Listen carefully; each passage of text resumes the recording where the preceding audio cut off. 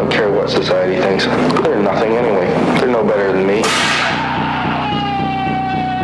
Until we hear the safe word, we will not stop.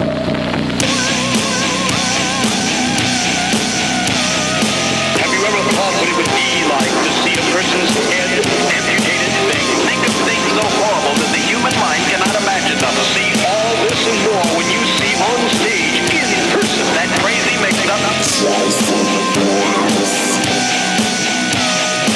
I like being set apart from people. I like to be hated. Safe Word with Jason Rouse. Hey, this is Jason Rouse, and welcome to the Safe Word podcast. On the show today, a friend of mine who I haven't seen in a number of years, Jamie Kilstein, is on the show today.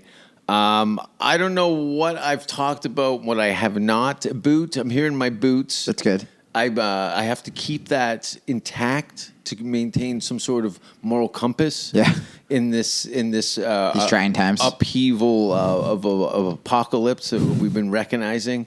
It seems, I don't know what you've been up to the last few years. just hiding out, Googling ways to kill myself. Okay. I did that for a while. That's cool. Come on, I do a workshop here on the weekend. Do you? Every Sunday. Oh, God damn it. I forgot about your Sunday comedy cult. I did that for a little bit. And then, I just had that moment where I was like, legitimately like, First of all. Yeah, sure. I meet you. Where? I would try somewhere. Holland. That sounds right. Holland. Of course. That's where you meet everybody. Meets. Yeah. I remember that. It was my first music festival. That's right. Was it Lowlands? It was Lowlands, right? Lowlands Festival. And I remember Stuart Francis, The Unbookables. Oh, yep. Who else was on that? I remember Tool played. So I bailed on. I watched. Oh, well, so before I get all like cool name droppy, I booked that show the day before. So I went out there. I was homeless. I was homeless back home, and I was homeless out there. I remember. Where, like, my ex-wife and I were living with my mom, who is currently like relapsing on pills. And then Provenza called me and was like, hey man, I can't get you a show, but you want to stay on my couch and like, we'll try to get you some bar gigs in Scotland. And I was like, yeah, totally. Bye guys. Bye girls. Like, just as like I was being yelled at by my ex and my mom was fucking popping pills, something like that. Yeah. And so I go. Because if any of your, I'm assuming your audience is pretty comedy savvy, but usually when you go to the Fringe Festival, you have a show. Mm-hmm. And like but there's also these late night spots where if you don't have a show, you can either get discovered or the people who have shows can try to make some money since they're just being like fucking just like gang fucked by the city or by whoever, and usually you lose money going to Edinburgh, thousands, so much, and everyone's like, yeah, you just you do it to like network, and it's like cool. So how much could I lose? And they're like $10,000. I was like, I'll network on Twitter. Like that sounds terrible, and but I went. And Paul got me on this late night show, and it was. Do you remember when Fat Caves was a thing? Yes. Mickey D and Brendan Burns. That's hosted. right. I remember. It was Mickey my favorite D. late night show, and that went away. Oh, it was in the basement of the Gilded Balloon. It got too wild. It was a little out of control. It was a little out of control. Yeah. It's what the kind of late night comedy store vibe is on a little bit. Ooh, I haven't actually been at like a late night. Does it get like rowdy? Yeah, when Brian Holtzman's on. Do you know Brian Holtzman? I think that's not the audience. I think you mean Brian Holtzman gets rowdy. All right. I just saw him for the first time the other day, and I was like, this is wonderful. Here's what was great. I didn't see him at his usual, like, 3:30 in the morning spot. No. I saw him Saturday night prime, like 9 o'clock spot. Isn't that amazing? Oh, dude, he would get angrier when he was doing well. Yeah. He would get a big laugh and he'd be like, oh, fuck you. You don't get it. And I'm like, no. They like you. Like they're on you. It was amazing. Yeah. He's on this like comedic gyroscope almost where the current of his thing is almost the direction that you're leaning in his favor. Yep. He quickly jerks the wheel the other way. So you're constantly swerving on the road, screaming, banging on the windows, trying to get out. He's every comic's it, except we hide it. Oh, it's so good. And so I do this show, I get there and it's fucking rowdy. And when Paul says, you're going to do this late night show, I thought there'd be like 80 people or Late whatever. live? No, it was the Fat Caves. Fat Caves. But there were like 600 people, man. Like those late shows are like insane. Yeah, after midnight. Yeah. 600 people. And this is when I was doing like that kind of dumb, like ranty stuff. And whoever was hosting was doing very generic. Oh, you're from Ireland? You're like this. You're from England? And I'm like, dude, I'm not going to do this shit. He's hosted 300 shows that day. And he just wants to get through the Q&A and get these acts because he's lost $100,000. He actually he transformed into Brian Holtzman. That's who Brian Holtzman used to be. And then, And so fucking... I was like, dude, I'm not doing this weird shit. It's not going to fly. And Paul was like, just do it. And Brendan didn't know who I was. They literally introduced me as... Brendan Burns was hosting? Him and Mickey co-hosted. Oh, that's right. And that was the year Brendan won the fucking Perrier Award or whatever. I was there that year. Yeah. He did the show with like the audience plant. 2004. I mean, whenever we met at Lowlands, I flew over there the next day. That's right. He introduced me as, I don't know who this guy is. I think he's staying on my friend's couch. And I was like, thanks, man. That's every comic in there. And I get up and I have this like... the most insane set, dude. Like the DJ must have been like high and he started playing. You know that band Explosions in the Sky? They're like really pretty instrumental music. Mm-hmm. It was on like Friday Night Lights. He starts like slowly syncing that up with like my rant and the place is just fucking going. We didn't talk about it. I didn't know there was a DJ. And I was just like fucking in it. And those guys are in show business. It's theater. And they know they're like, oh, fuck. I'm not going to do a dumb ego move and try and upstage this guy. It's like, I got all the fucking glitter for this. Yeah. And we're going to make I'm getting goosebumps because I know that shit. Yeah. It's just like, oh, this is the perfect storm. Yes, because they treat comedy like an art, whereas here you go to do a show and every comic's just like kind of rooting for you to fail. And like, not here, just in America in general. I mean, you have your friends. But America. Like no one's going to sync up music to make your rant harder to follow. They're going to get up and just be like, keep it going for that faggot. And you're just like, oh, come on, man, why? Yeah. And so... nuance. And then Brendan comes up and he like puts me on his shoulders after that shitty intro and like everyone starts cheering, crying. And, dude, it was so insane. It was one of the best moments of my life. And then this 6'11" Dutch guy came up to me after and was like, scary. And was like, what are you doing tomorrow? And I was like, being homeless. And he was like, all right, we can't find Tony Woods. So he was like, do you want to do this music festival? And I was like, yes. And he was like, it's only $1,000. And I was like, play it cool. Because that was the most money. I was bumming cigarettes. That was your income that year. Dude, yes. I was eating French fries. I just lived on those French fries in the food truck for the whole festival. And I went over and the next day I was literally watching Tool with Arcade Fire. Like members of the Arcade Fire and me were standing sides. Tool was the only band that didn't let people on the stage, but we were still... and you're standing there going, I have nothing. How the fuck am I here? Yeah, it was within 24 hours. And that... I mean, dude, you know that. That's what happens. That's awesome. That's what happens overseas. Yeah. Even when you do... I've only done one music festival here. It's rock and roll. It's rock and roll. I haven't been in England in 7 years. I just got back 3 weeks ago. Okay. And... I thought you, like, lived over there. I did for... You did, right? For 5 years. Okay. Yeah. The first year that you met me at the Edinburgh the year that... I don't think we met till the music festival. That's right. I think we met in Lowlands, kind of did that like tattoo scan, and we're like, friend, and then we just like hung out a bit there. That's right. And then we just like, I don't know if we didn't even exchange numbers. We just like didn't find each other. No, because I think we discussed that we were going to see each other. I was doing the Fringe that year too. That's right. And I had like a burner phone, and like it was so hard back then to find people. There was no Twitter. Like, No, it was a good time though. That was it was incredible, and like that's that outdoor theater tent with tiered seating. Yes, and people smoking weed in there, and the shows. And they were really attentive. What a lineup of comedians! It was amazing, and like music festivals here, because that's kind of like your jam. They treat comics like The Help, where like I did Bumbershoot after doing all of those rock festivals in England, and even the rock festivals where I didn't get paid a ton.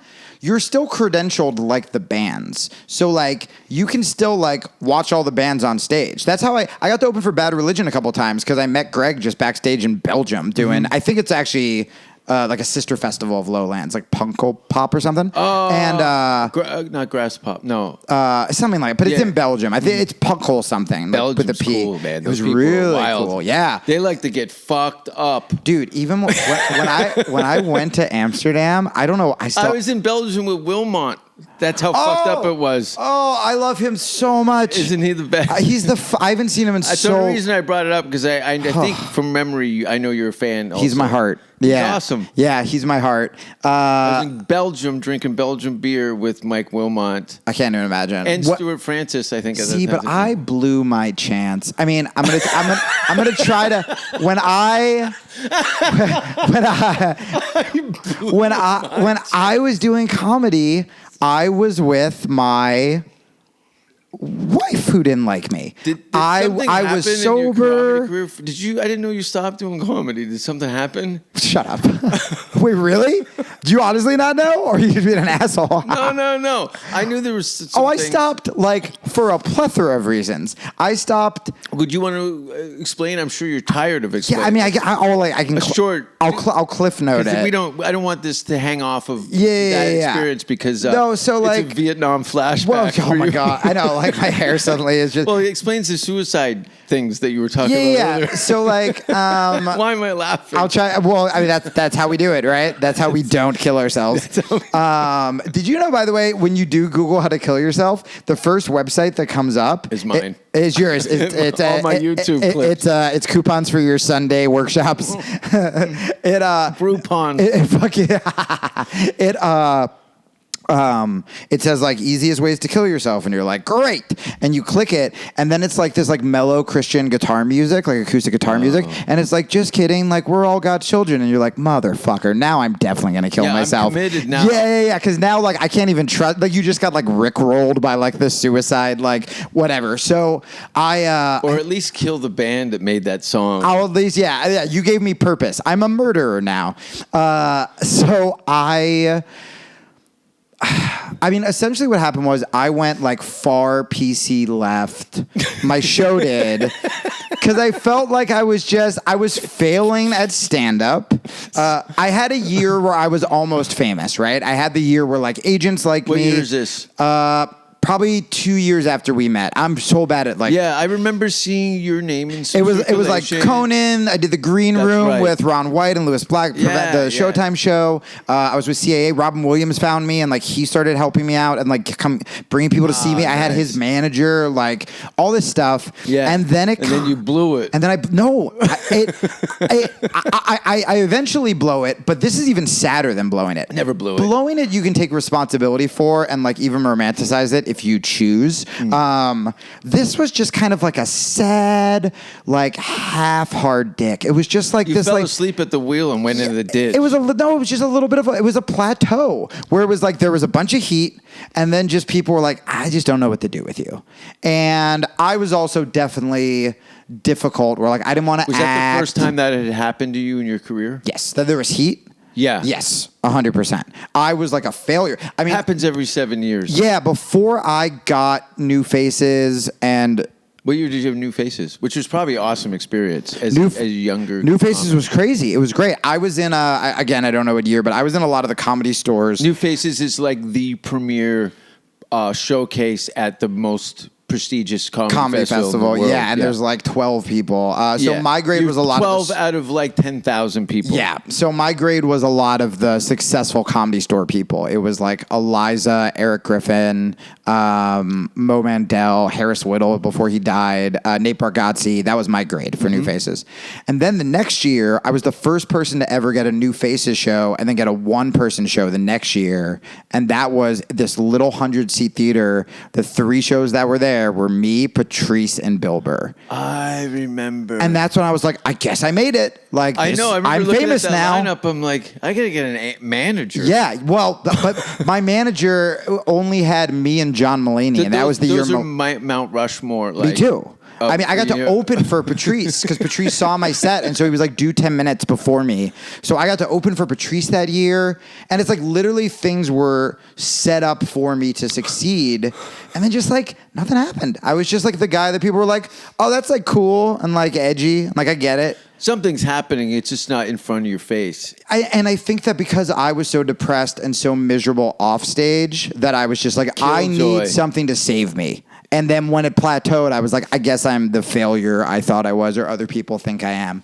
And so I started to kind of peter out. And at the same time, I had this political podcast with my ex, and she started writing for very like left-wing publications. What was the podcast? Citizen Radio. That's right. Okay, I thought that was the network. Yeah, no, that was us. Okay. Yeah, like we made it, and like I'm so proud of like what we did. Like, just that's the thing. I think I heard clips here and there. We covered the political story. Angry at everybody. At everybody. I'm not. I don't. It was the worst. I'm not. We were in that audience where if you're like, hey, did you see that movie? You're just like, I really had a good time. Like, I saw the new Star Wars, and we'd be like, here's why it's problematic. And you're just like, oh, shut up. Just let me enjoy my life. The question everything attitude. But it's not question everything. It's get offended at everything. And are you aware enough to know that it's consuming, to have that such a big part of your personality? Well, drives you. Here's the It's not a hateful thing. I think it initially comes from a good place. Well, and that's the problem. That's why it's so sneaky. I feel like if like I sold out and was like suddenly like getting like Nazi-ish, right? If like I noticed that like Nazis really thought I was funny, and every once in a while I like threw in a sing Heil, and I was like, nah, I'm being ironic or whatever. Then I'd be like, all right. At least in the intro. Yeah. I'd be like, all right, maybe I should stop doing this. Maybe I'm selling myself out. I'm attracting a demographic of people that I don't necessarily. But with the left, at its core, not what's happening now, not what's happening with like them just trying to like get everyone fired, but at its core, I'm like, I still believe that like racism is bad and homophobia is bad, and we should help poor people, and everyone should get health care and shit like that. That you don't feel like you're selling out or becoming a piece of shit because you're like, what? I'm just fighting for more rights for people. You feel self-righteous. You're like, you're in your sort of. Isn't it like taking on a war, though? Yeah, but it's just more material. I mean, I think a lot of people on there, and I can speak for myself, but the people I knew were also fucking depressed. And for me, no one looks happy. No one was happy. And for and it wasn't like hanging out with comics. It wasn't like we were like having fun. It was just if you were happy, or even if you came in and you're like, hey guys, I'm trying to like work on myself. I'm trying to be positive. They'd be like, ew, get out. Right. But the thing is, you're not even trying to solve everything. These people don't actually go to sleep being like, I'm so sad about the state of the world. What happens is you're really depressed, and then you wake up and you fucking open up Twitter because that's all you have, and then you see who everyone's pissed off at that day, and then you try to come up with like a funnier tweet to go after the guy that everybody's pissed off, and then he gets fired, and you go, cool. And then you move on to the next thing, but you're not actually emotionally invested in it. You're just in this like pissing competition of who can get more offended or who can get the best hot take out, and then you just refresh it to see if people like it or if celebrities retweet you or whatever, and that's it. There's so much of that, but what do you...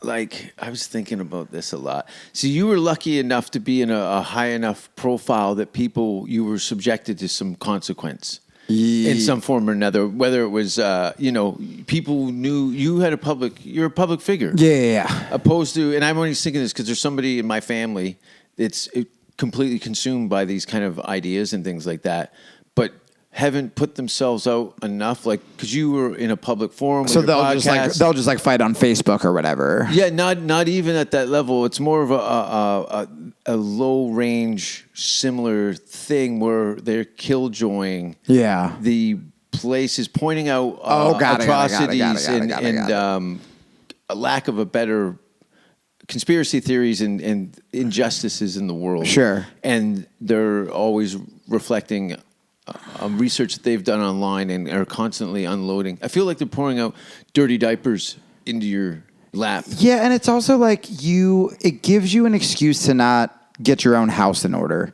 So like I wasn't.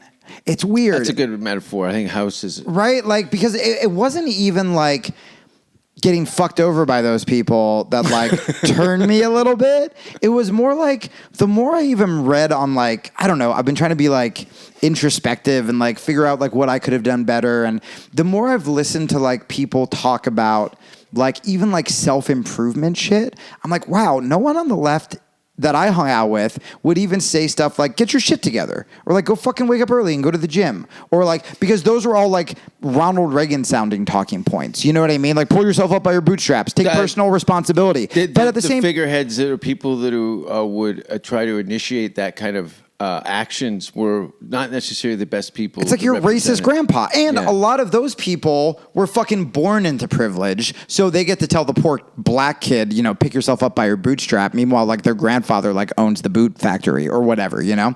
So black kids with bootstraps. That's a good name for a punk rock band. That really is. It's all yours, you guys. Give us a cut. I need money. I've burned every bridge. So fucking, but once I started doing that, I was like, once I started getting introspective, I was like, I realized too that like I would use, like, I remember there was a point where I was like tweeting some like feminist bullshit, and like my mom called and I ignored the phone call, and I was just like in my head looking back, it's like, sorry mom, I don't have time to talk to you. I'm helping women. And it's like, there's a woman calling you right now that you can help. And it's like, no. You gave that woman stitches. Yeah, I'm tweeting to look good.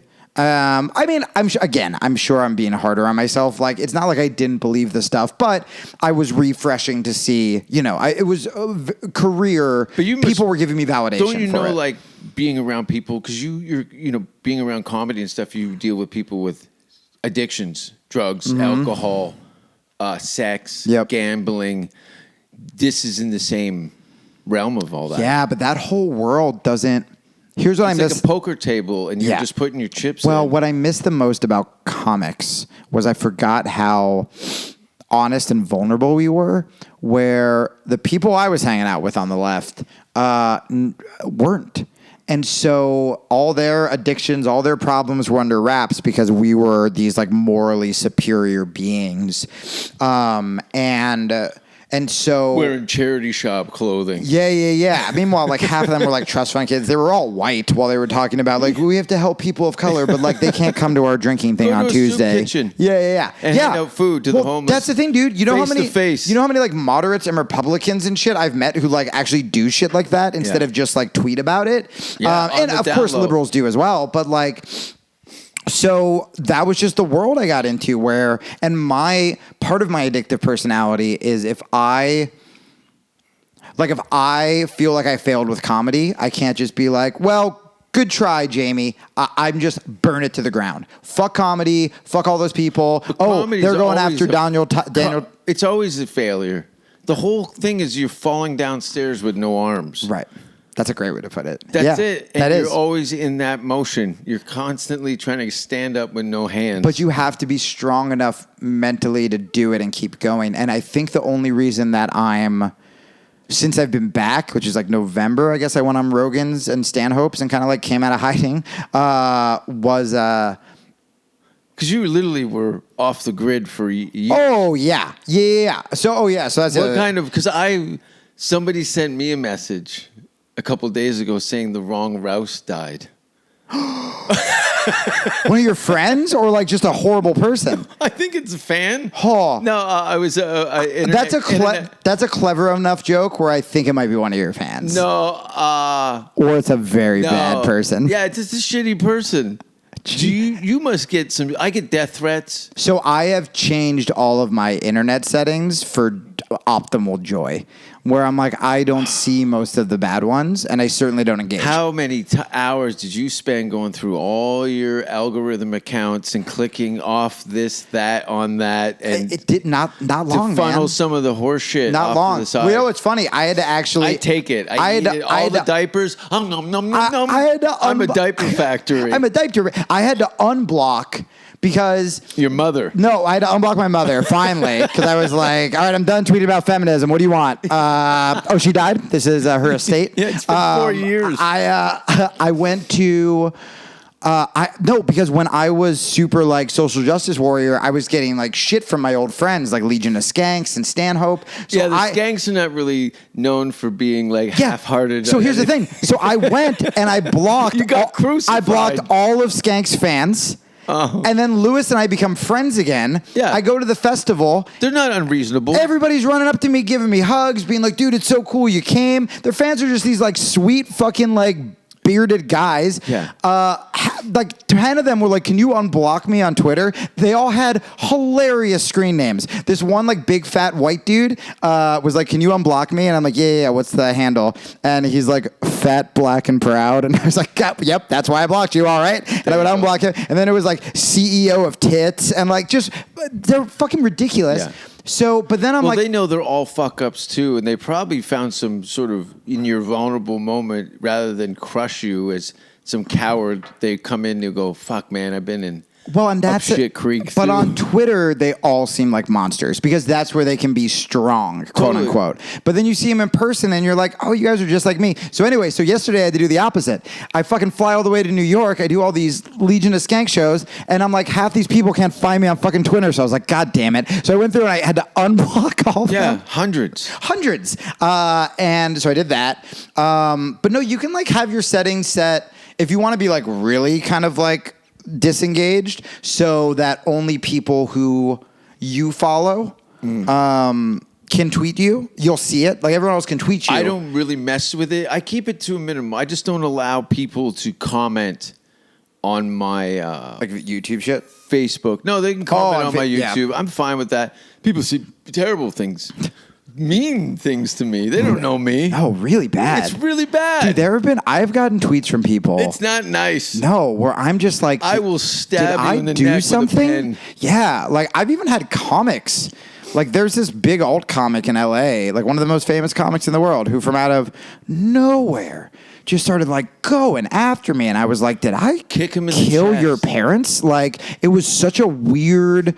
Like, well, you know what alt stands for? What's that? It's an alternative to funny. That's so good. Did you see they accidentally booked TJ Miller and had to apologize? There was this big. I just saw TJ 2 nights ago.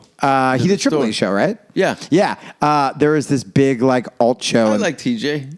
You've always been nice to me. Yeah. I don't know what happened, but there's this big alt show, which like the alt shows are like so like liberal, like kind of safe space shows, and yeah, I guess they booked him because he's a big famous. And then they must have gotten like a bunch of people complained. And because they had to put out like an official Facebook statement this week, being like, "Well, yeah, we have made some errors." Because they were expecting him to do lines from his movies. Well, no, or because he was like accused, he was like Me Too'd, you know? I mean, was he? Yeah. Yeah. He was like, was that some screenshot from an old email from 10 years ago? No, it was like it was just an ex who was just like. I forget. I don't know enough about it to comment, but I can tell you. I'll tell you what happened to me. Where I essentially had, before all this Me Too stuff happened, I had an ex.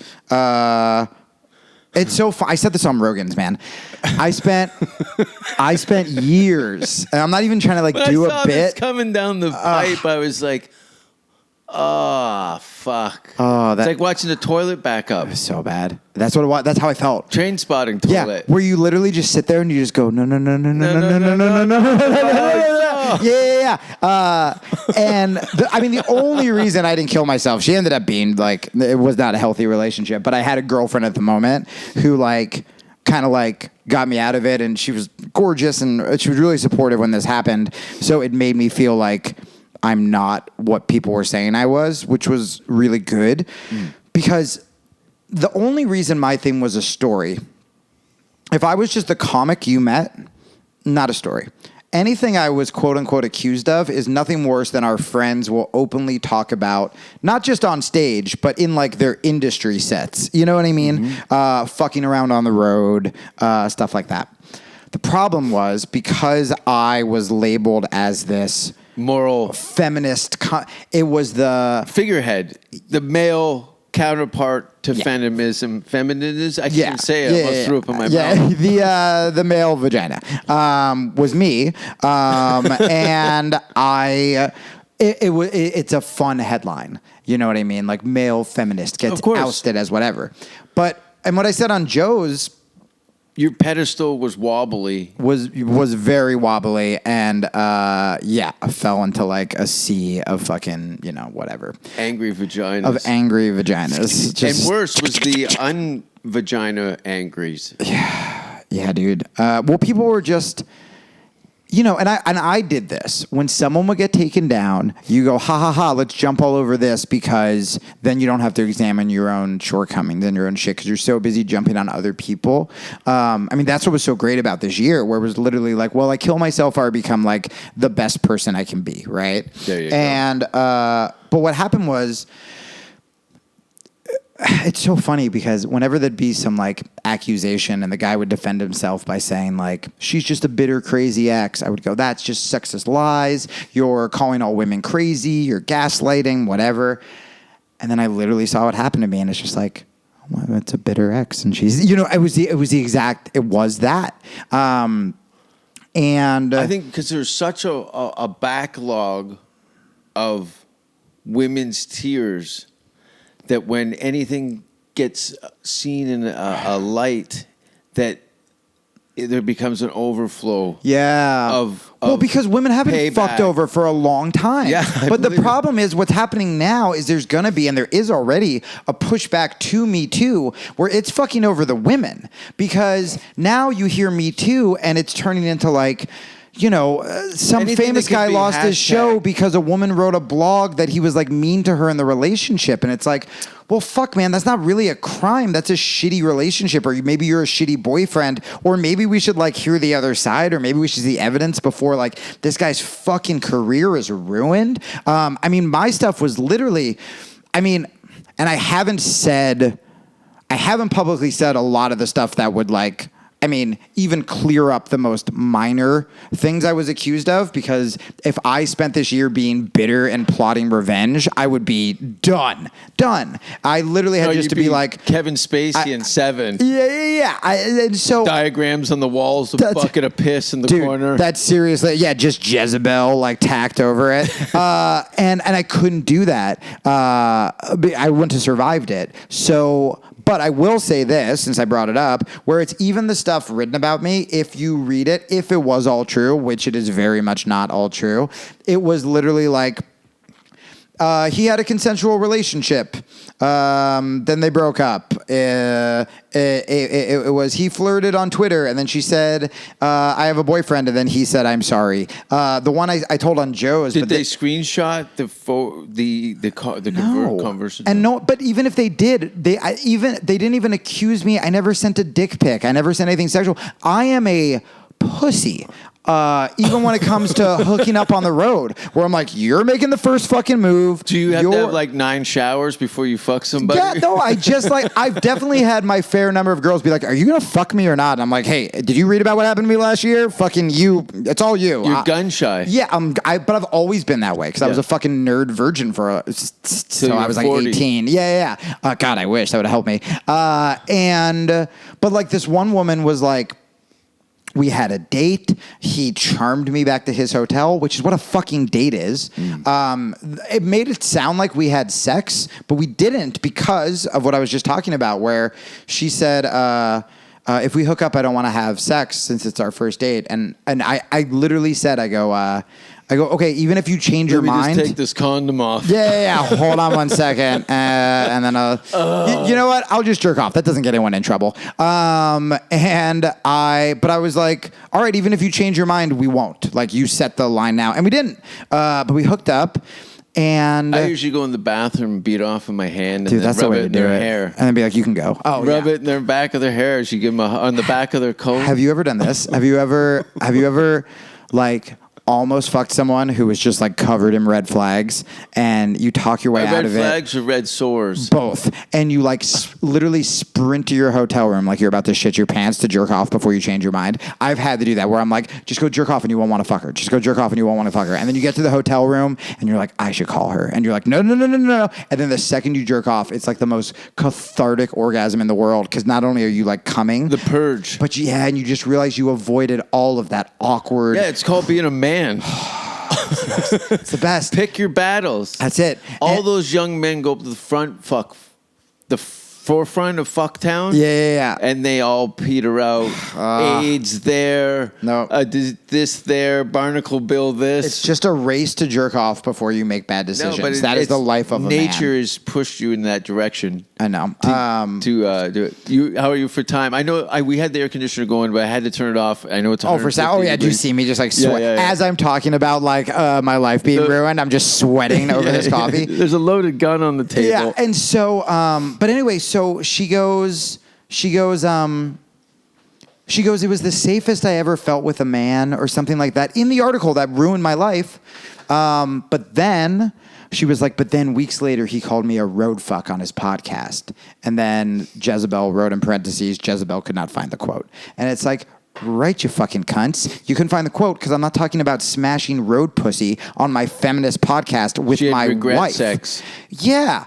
But it's like, let's say I did say that. Were you separated? No, we were trying to do an open relationship thing, which it also didn't say in the article. So it made it seem like I was just cheating for 10 years. Yeah. But we, let's say that happened. That means I asked someone on a date. That person said yes. We went back to the hotel. We didn't have sex. She said in the moment. You called her a pig on the internet and she got pissed off. Right. And I said nothing of the sort. But if I did, that is not sexual misconduct. No. That is not predatory behavior. That is not emotional abuse. It's a little bit of a weak bitch. It's a weak bitch. And that goes to both sides of the fence. But now, so let's take it from a feminist point of view. Now, when that is being called Me Too, how does that make the women who are fucking raped feel or assaulted or harassed saying you're going to get fired if you don't fuck me? And now you get these bullshit stories like that or, like the Hardwick thing or even the Aziz thing. And the trick is to have nothing. Yeah, I know.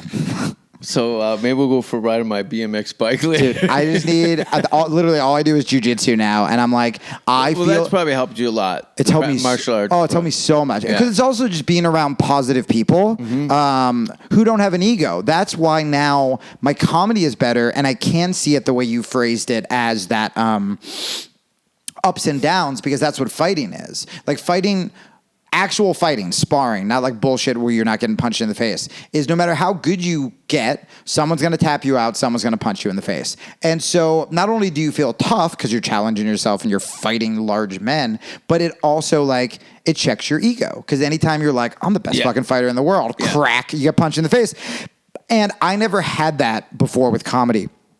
I think I had a phase where I suddenly started to get clean and honest. Yeah, a punch in the face. That's like a bad set, man. Yeah. It's a cold shower. And I think that's why I can handle comedy better now. It just took you had to get punched in the face a bunch of times to do better telling jokes. Yeah. I mean, dude, yes. Totally that. I stopped once I started finding that niche political audience who would laugh at anything I said as long as they agreed with it. What was your neighborhood like where you grew up? I grew up in Jersey, but then I was like, when I was doing all this stuff, it was like the bougie part of Brooklyn. Like gentrification, USA. I moved. I hate it.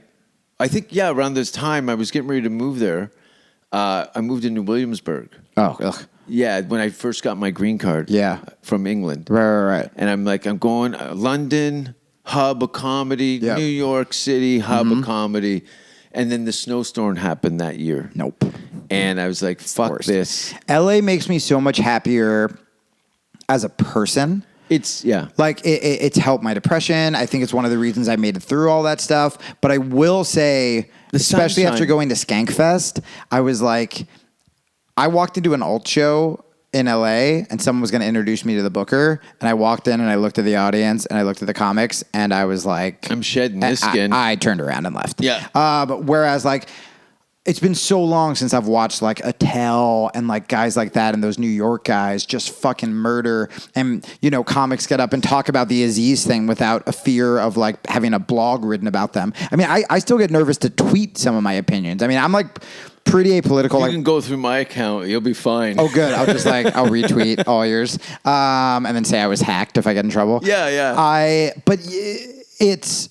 there's part of me that I'm like, oh, there still is that fucking grit in the comedy scene in New York, and we have that here at the store, but I haven't been here enough to know. I do wonder if that's in the crevices of the Comedy Store is that element of New York. Yeah, it's so potent. It's like a diamond mine. My stuff is. I'm not political anymore. It's filthy, but I've definitely seen like shock at audiences, and it's not like I'm getting up there and I'm like, "What's up, you faggoty cunts?" Like I haven't like gone like all the way. Once I said it, I was like, "Oh, that is kind of funny." But you do see the kind of like I accidentally said, I haven't said faggot on stage in like 10 years. Have you been attacked? What do you mean on stage? Back in the day when I was political, I've had like bottles thrown at me and stuff. That's fun. I had a when I did do Late and Live, security had to take me off stage. I was getting booed so much, and because what happened was they got offended at this abortion joke, and they started booing. And then I was like, "You guys must have misunderstood. Let me just start again." And I did my whole set again, and they just lost their minds, like verbatim, the whole set that they hated. And security pulls me off, and I go, "Hey man, I've been booed before. I would have been fine." And the security guard, this big Scottish dude, huge beard down to like his like waist, just goes, "I've never heard such specific threats being shouted." And that's how he knew to get me off. Because he's like, they have a plan. Yeah. They're not just saying fuck you, like they're like. It's not a blanket statement. No. They're looking up your family history and seeing if they know your Scottish blood is there so they can murder them. So I walked around with like a hoodie for a couple weeks. But now I'm like, dude, this is the first time I've just been able to talk about fun stuff. I'm just talking about like fucking shitty dates and porn and like it's have fun. Great. It's fun. Great. Yeah. Well, you're in LA. I'll be in the UK soon. That's great. Huge. Yeah, I'm gonna go everywhere in like November, Good. December. You got no wife, no kids? Nothing, man. I got a cat, and hopefully soon a roommate that can watch my cat. And you can do comedy and martial arts anywhere in the world. Anywhere. And I forgot that. And I think there was part of me that, remember how I said I want to like burn it all down? I get like that. Get rid of your American horse shit. Yeah. I'm like, you can be more than one thing was the biggest thing that I learned because I was like, I'm a political guy because comedy failed. And then once that failed, I was like, I'm a jiu-jitsu guy now. Just so be I a can't. Badass. Yeah. Just be straight up badass. I like that. Yeah. You know, that's the thing. Everybody has these fucking shitty banners they stand under. Yeah. And most of the people under the banners are not accountable or anything. Right. They're hang-arounds. So just be awesome under your own flag. Ugh. Can we end with that? Because that was so pretty. That was so nice. Just be a badass. And then I ruined it by calling it pretty. Like a faggoty cunt. Like a faggoty cunt. Can I plug my podcast? You can plug whatever you want. What do you got coming up? I have a podcast. It's the Jamie Kilstein podcast. You can get it on iTunes and Stitcher. People seem to really like it. UK tour in November. I'll have the dates up on jamiekilstein.com. But my Twitter is at Jamie Kilstein. And my new Instagram is at Jamie Kilstein Podcast. And that's it. That's fantastic. I'm going to be at the Laugh Factory sometimes this month, and then the Venice Underground, a few shows. Oh, Provenza told me about that. Oh, it's good. Is it? It's Bronson's room. It's the best that guy. room. It's the best room. I got to fucking text Come him. down with me. I fucked up. He was going to book me, and then I got scared of doing comedy again, and I think I fucking flaked on him. You would rock that room. It's cool. Okay. Anyway, Venice Underground. And then I'm doing a movie in Sudbury. What? A horror movie called Spare Parts. That's amazing. I'll play this character by the name of Sam, who's a serial killer. Oh, my God. And then I will start doing my warm-up sets in Canada. Toronto, London, Niagara Falls. So I think something maybe in Sudbury, maybe something in Whitehorse in the Yukon. And then I'll tape my special in Denmark on December 14th. And then I don't know what's going to happen. I'm hoping to have this special out on Valentine's Day. But you can find me at all the usual stops, jasonrouse.com. That's awesome. Thanks for listening. Thanks for popping in. It was Dude, nice this to is so see you. fun. We should do a show together or come on my podcast or something. Fantastic. All right, cool, buddy. I don't care what society thinks. Clear nothing anyway.